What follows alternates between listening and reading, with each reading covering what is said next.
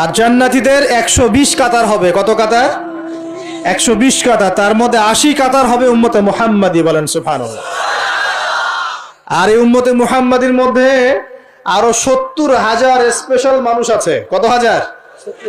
যারা বিনা হিসেবে বিনা আযাবে ডাইরেক্ট জান্নাতে যাবে ইনশাআল্লাহ।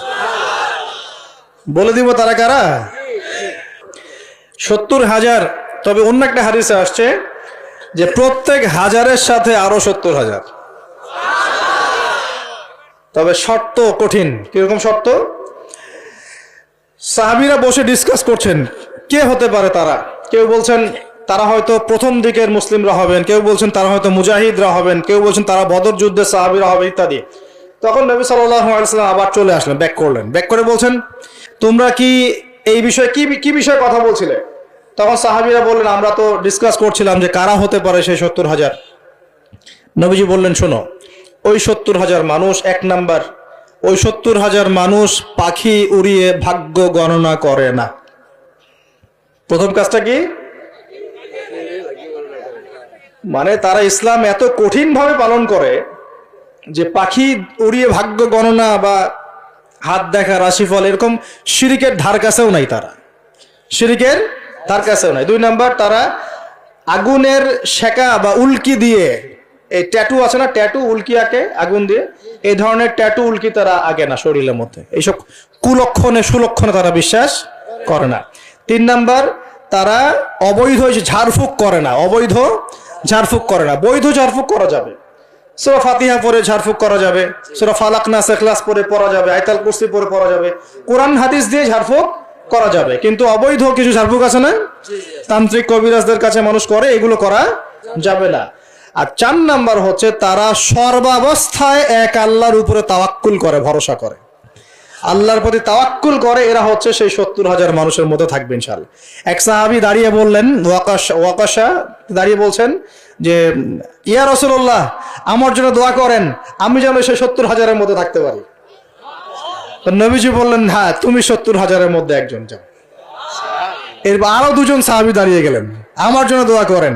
নবীজি বললেন না, ওয়াকাশা অগ্রগামী হয়েছে। এভাবে সবার জন্য দোয়া করতে থাকলে দরজা কি হতো? বন্ধ হয়ে যেত। তো এই দরজা খোলা আছে। এই যুগের মানুষও হতে পারে না? যে ব্যক্তি শিরক করে না, আল্লাহ ভরসা করে, কোন রকম কুলক্ষণে বিশ্বাস করে না, ইসলাম পরিপূর্ণরূপে পালন করে, ইনশাআল্লাহ তাআলা আল্লাহ চাইলে তাদেরকে আল্লাহ পাক 70,000-এর মধ্যে আশ্রয় দিবেন, অংশ দিবেন ইনশাআল্লাহ তাআলা। তো আমরা বলছিলাম যে আমরা কোত্থেকে আসছি ভাই? জান্নাত থেকে। কোথায় যাব? ইনশাআল্লাহ। এর মাঝখানে শয়তানের পথ রয়েছে কিছু, শয়তানের ফিতনা। কি ফিতনা? শয়তান চায়, শয়তান কিন্তু ওয়াদা করে আসছে, চ্যালেঞ্জ করে আসছে আল্লাহর কাছে। কি করছে?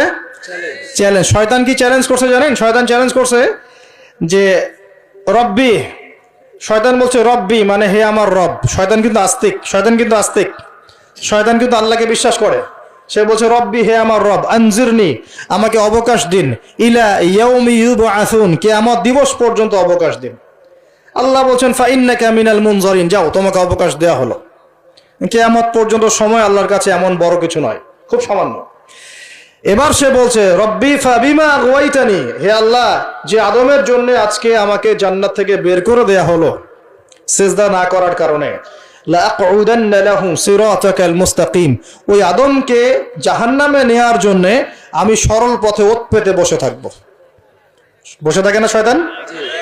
সুম্মা লাআতিয়ান্না মিন বাইনি আইদিহিম, খুব ভালো করে জায়গাটা বোঝেন প্রিয় ভাইরা। শয়তান চ্যালেঞ্জ করে বলছে সুম্মা, এর পরে আমি আসব আদম সন্তানের সামন থেকে। কোত্থেকে? এই সামন থেকে মানে অর্থ হচ্ছে দুনিয়া, মানে আপনাকে দুনিয়ার সমস্ত ফিতনায় সে প্রলুব্ধ করে রাখবে। কারণ দুনিয়া চোখের সামনে দেখা যায় না, দেখা যায়। দুনিয়ার অভাবের ধোঁকা দিবে, বেকারত্বের ধোঁকা দিবে, হতাশা, এইটা সেইটা, স্বামী স্ত্রীর ফিতনা, পরিবারের ফিতনা, সামাজিক ফিতনা, আপনাকে দুনিয়ার এই ফিতনায় সে ব্যস্ত রাখবে। জান্নাতীদের মধ্যে বেশিরভাগ হবে উম্মতে মুহাম্মাদের মধ্যে ইনশাআল্লাহ তাআলা।